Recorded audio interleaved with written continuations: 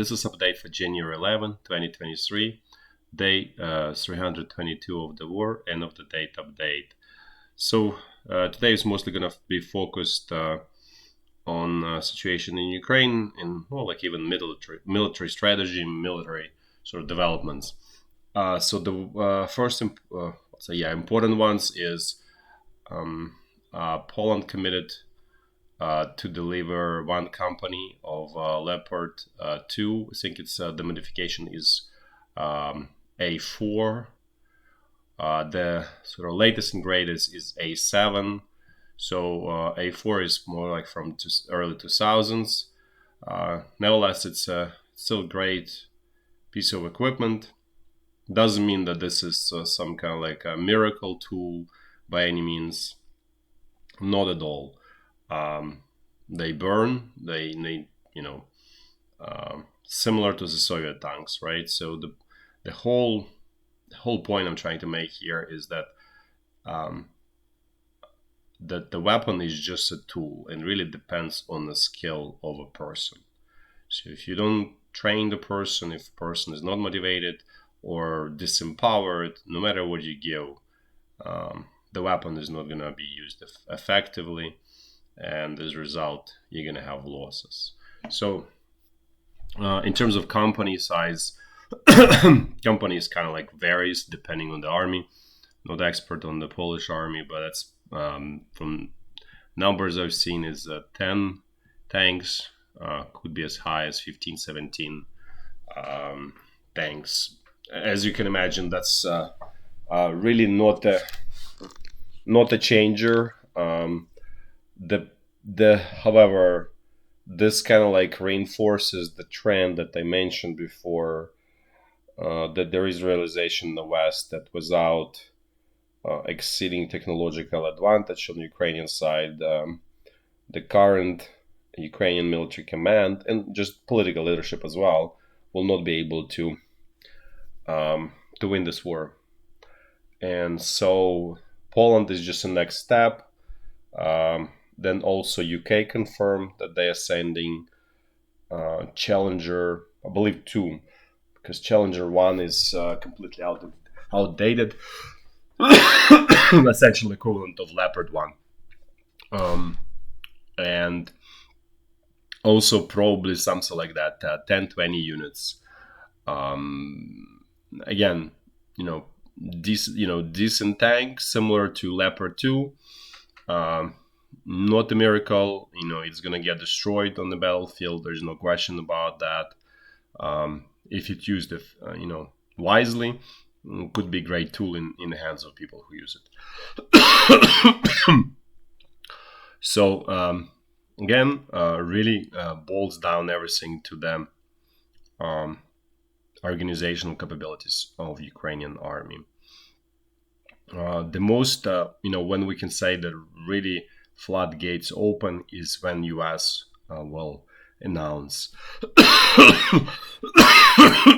sorry, when US will announce that they're willing to supply, Abrams tanks. And Germany essentially waiting for that moment. They don't want to be the first one. They want to sort of follow the lead. So essentially most of the Europe, with obvious exception of the UK and Poland, who are really the strongest Ukrainian supporters on the European continent, the rest are just waiting for the leader to move, and then they will be comfortable to sort of follow. And this, so as you can see, Ukraine over past week received Bradley, Archer, Leopard, and Challenger, which is by itself, if you combine this piece of equipment in one sort of ad hoc group and uses a task force, they can easily penetrate Russian defenses anywhere if used wisely. By the way, on the Bradley actually requires high skill of the equipment, of the soldier that then run it. Unlike Archer that I said yesterday, where it's really you press the button and it works. So that's the situation with the equipment. In terms of the loss of Solidar, and there were some questions from people. Okay, so what does it mean? From territorial and the frontline perspective, doesn't really mean much. Doesn't really mean, in a way, almost anything. That doesn't mean I'm dismissive. It's for sure a failure from Ukrainian side, from Ukrainian command, from Ukrainian political leadership. There's no question about it. But sort of, it's not sort of like end of the world type of failure. And looks like Bahmut is gonna follow. We'll get to them, detailed discussion once we get to that. Once we get to that section of the front line. The importance of this sort of significance is, first, it boosted morale on the Russian side tremendously. They were beaten down, and this is important if you're going into major offensive. And so this is kind of like sort of preview or pre-trial of the major offensive. And so it's important from psychological perspective to have like kind of like upbeat mood and kind of like believe in your capabilities and strengths. That's obviously how to explain. The rest of the Russian army is just a Soviet army, so it's not it's not Wagner group, so they will not be able to do the same things by any means. There's lack of motivation simply at large. I'm not saying there are not motivated soldiers, but there's a lot of unmotivated soldiers in the Russian army. They sort of follow while things going well, but as soon as things are not going well, let's say that half essentially disappears. Half of them essentially disappears. So they're just kind of like you kind of like on this on a sand, building a castle on the sand in a way. The second one is obviously blow to morale on the Ukrainian side. And I would say very strong blow. I would say the losses there are high, but the most important of the in terms of losses is, which is invisible to outsiders, is you always have like the best people who create kind of like a skeleton of any unit or organization, whatever you take. And there is high risk that skeleton was lost. Not all of it, but significant portions of it there, trying to defend Soledar and Bahmut. And in this way, that may lead to eventually situation where Ukrainian army just doesn't hold the ground anymore under strong attacks as it used to. This is just hypothesis at this point. We'll see. I will confirm it or not confirm it depending on the situation, how it develops. We'll find out. It's you cannot hide that. It will be very clear pretty soon. So that's importance. And then also in Ukraine, I think this is obviously blow to the current political and military leadership, which they fully deserve. From that perspective, it actually might be positive for Ukraine, not for the leadership, for military and political leadership, but for Ukraine, it's probably positive because that will eventually, after a series of such losses, people will get disillusioned about the quality of leadership that they have and start to question. So in a way, it's kind of like a double-edged sword. Yeah, it's bad, but at the same time, in the long run, it might be actually good for Ukraine. So in terms of just quick update, in terms of the power grid, situation is more or less stable. There is more problem with electricity just because there is higher demand due to the lower temperature overall, more blackouts because it's overstretched, but it's still alive, it's still there, you know, still functions in a coma state. Now let's look at the front line in a clockwise fashion, as we always do, starting from very north. Situation along the state border is fairly quiet. There's nothing sort of to update there. Let's just look. One thing I forgot to mention about Russia. So now in Russia, for those who work at the military factories, which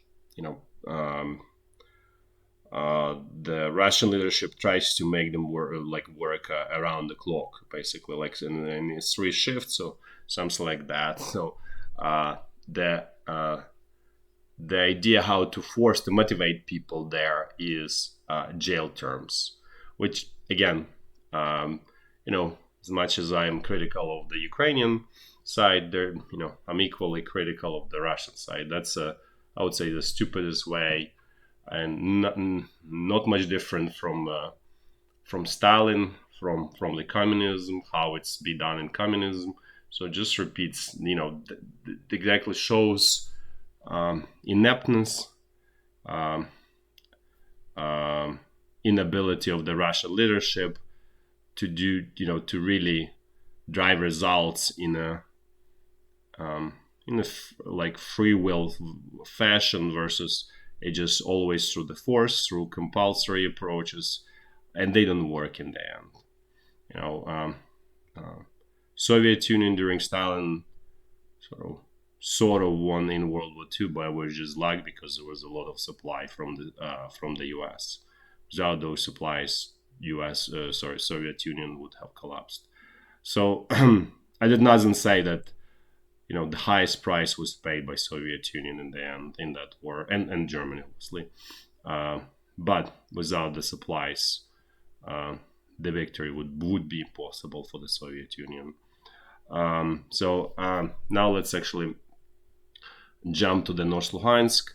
Things here are more or less the same. Russian attacks becoming more and more aggressive.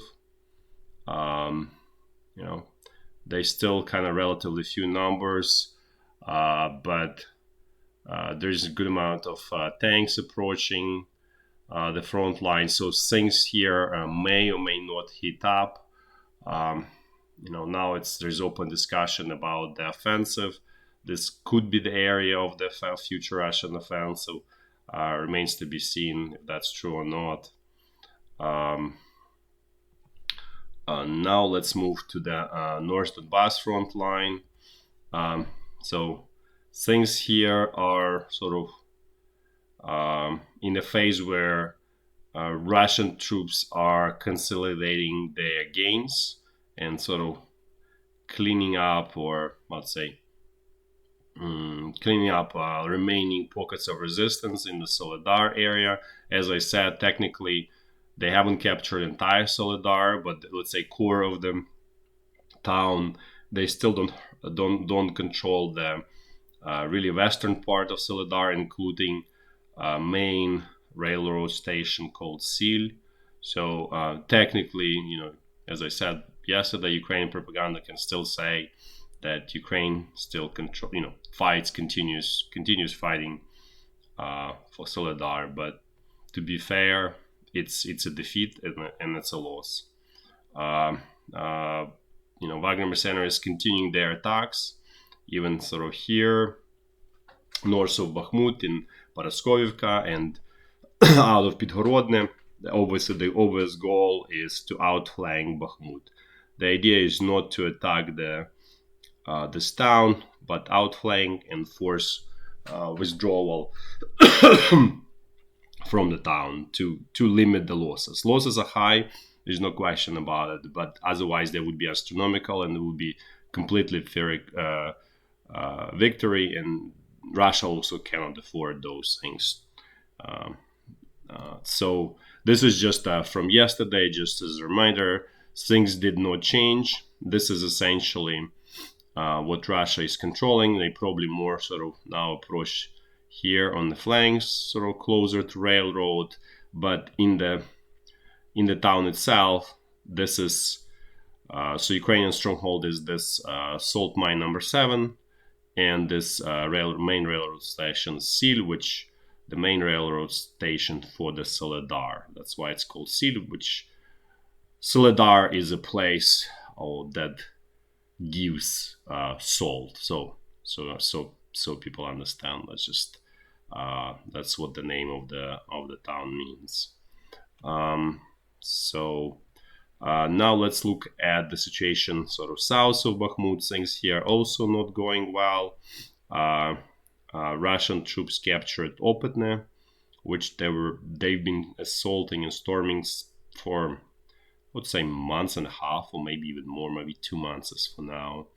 But finally they managed to capture it. So as you can see, now they're ready to sort of for the next jump, right? One is going to be here, outflanking from the south, and then the other one will be outflanking from the north. And that will essentially force the hand of Ukrainian command. And sort of the next sort of defensive position or line of resistance, the main one, is going to be this Donbass fresh channel here that I'm showing here. That's going to be the main sort of defensive line. There will be sort of intermediate ones, and as Ukrainian troops are going to be withdrawing. But the main one that they will try to hold to is going to be this Donbass freshwater channel. That's what. So let me just recap the whole point of, and maybe I forgot to mention in that sort of strategic assessment. The main problem is that Ukraine does not have strategic answer to Wagner Group as an organization. And that's where the problem is. And as long as there's no strategic answer, the successes, even though Wagner mercenaries paying high price for those successes, but nevertheless, they got the result. At high price for sure, but they got it. And so they will continue repeating those results. As we already see them repeating in Opytne here, right? And this will continue. That's why I'm saying that Bahmut is going to be next. Because even if, let's say, you start changing organizational Ukrainian army right now, it will probably take at least months and a half, 2 months before you have some initial results. And it's just not enough time to too much time for Russian troops, and they probably by the end of the month, they probably will, or early February, they probably will control Bahmut if things are gonna go the same way they're going. But there's no reason for a change so far. Another actually sort of importance of all of this is that sort of the formal head or of Wagner Group, Prigozhin, is becoming extremely popular in Russia, right? He's being viewed as the winner, and if something happens to the Russian President Putin, he has extremely high chances to be his replacement. Because there is sort of unity, in all of this Russian, let's say, forces, because for outsider they may look homogeneous, but they actually somewhat heterogeneous. There are different sort of streams in the whole Russian sort of forces, and there are people who support sort of Soviet Union communism, who support Russian Empire and emperors, and some support sort of modern version of capitalism. So, and they actually fight between themselves. There is not sort of unity among them. But his successes after all of those losses earlier, they unified them. And so that's very important for him to be able to become a leader. Ability to unify people who would otherwise fight is extremely important and critical. And that's why he probably is going to be next bidder for the Russian president, whatever you call Russian emperor, or head of Russia, basically. It doesn't, the whole point, you have full power over Russia. Whatever that person is called is just a technical detail. Now let's move south. Let's see what's going on in central Donbass front line. Things here are more or less the same, similar attacks. No real advances here, so things remain more or less the same. And then let's finish with Zaporizhya front line, where things are quiet as they always are for now. This could be potentially one very important and huge area of the offensive, either Ukrainian or Russian, remains to be seen. And that if that offensive happens, it will be very dramatic in its swiftness and its results. It's going to be either dramatic for Russia or dramatic for Ukraine. We'll see what happens. Nobody, the war is sort of unpredictable, but that's what I'm trying to say. It's a huge opportunity here in the Zaporizhya area. That's all. Okay, well, thank you very much, and until tomorrow. Thanks. Bye-bye.